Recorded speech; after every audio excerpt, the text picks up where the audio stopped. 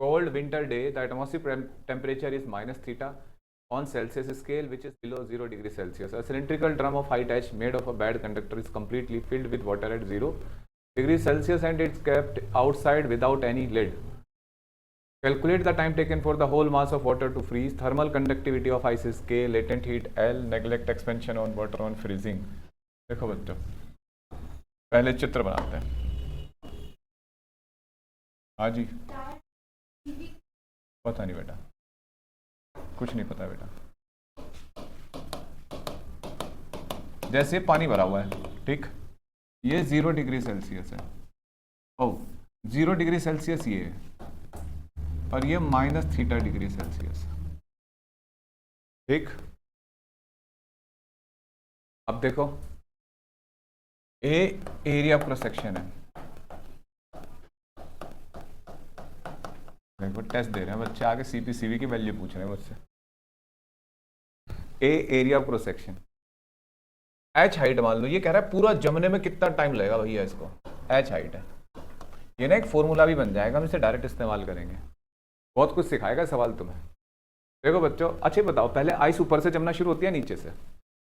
ऊपर से, ऐसे फ्रीजर में भी रखते हैं, ऊपर का सरफेस पहले जमता है ना, क्यों? क्योंकि ये, अच्छा ये थर्मल कंडक्शन का सवाल है सर, कैसे पता लगा? अच्छा ये के है इसलिए पता लगा। वैसे भी सोचना है यहाँ से हीट बाहर निकलेगी, ठीक है, तो ऊपर इससे से पहले निकलेगी। इसने कहा कि साइड से नहीं मान के चलना, मतलब जो बर्तन है ना वो बेड कंडक्टर है, इसका साइड से हीट नहीं जा सकती, ऊपर से निकलेगी, ओपन सरफेस से, ढक्कन नहीं लगा हुआ है, तो यहाँ से हीट जा रही है ऊपर से बाहर। तो मान लो इतनी आइस जम चुकी है, हमने मान लिया भैया इतनी जम चुकी है आइस किसी टाइम पे, और इसकी हाइट मान ली h,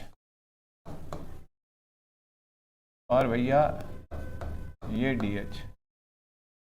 अब इतना पानी है जिसको जमना है, तो इतना पानी कितनी हीट यहाँ से लॉस करेगा, ठीक है।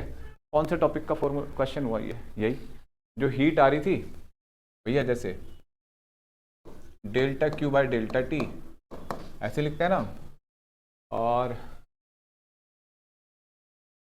के A T one minus T two upon L. आज क्या हो जाएगा ये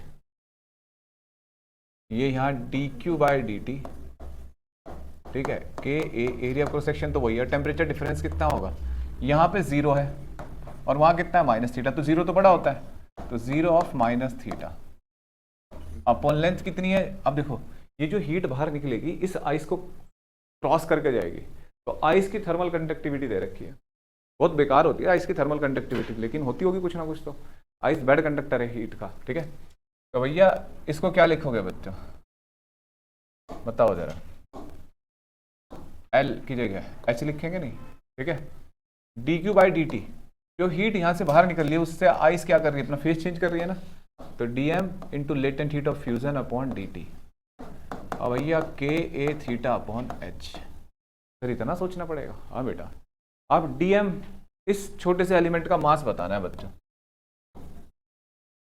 कितना है, डेंसिटी वगैरह दे रखी होगी पानी की, ठीक है। अब सोचो बच्चों, डीएम होगा वॉल्यूम इनटू डेंसिटी, तो वॉल्यूम कितना होगा इस क्रॉस सेक्शन का, ये हमने मान लिया कि इतना पानी है जो हीट देगा और उससे ही आइस बनेगा खुद, तो कितना होगा ये इसकी डेंसिटी, वॉल्यूम इनटू डेंसिटी होता है, तो A into D H, A area cross section, into rho L upon D T, के ए थीटा अपॉन एच, ऐसे लिख लिया बच्चों। देखना जरा, ए से ए कट गया, ठीक है, और भैया D T equal to rho L upon K और एच डी एच। देखना वेरिएबल सेपरेट हो गए क्या सारे, rho L H D H और के थीटा रह गया, ठीक है बच्चों। अब दोनों तरफ इंटीग्रेशन कर दो। h की वैल्यू इनिशियली क्या होगी बच्चों, यहाँ 0 से h और टाइम 0 से t, ठीक है। देखना t equal to rho L के theta upon H square by 2, ठीक है। यहाँ एक इंटरेस्टिंग बात पता लगी है बच्चों में, क्या पता लगी है कि जो टाइम है वो एरिया ऑफ क्रॉस सेक्शन के इंडिपेंडेंट है, मतलब जो एरिया ऑफ क्रॉस सेक्शन है बर्तन का बेस का एरिया है उसके इंडिपेंडेंट है। यानी कि अगर तुमसे कोई कहे, मैं तुम्हें एक सवाल पूछूं कि एक समुंदर है और एक तालाब है, ठीक है, आइडेंटिकल सिचुएशन में 0 डिग्री सेल्सियस पानी है, पानी भी एक जैसा है बिल्कुल। बाहर का टेम्परेचर -30 डिग्री सेल्सियस है, तो दोनों की डेप्थ भी सेम है, समंदर की भी और तालाब की भी। तो कौन ज़्यादा टाइम लेगा जमने में, समंदर या तालाब? समंदर।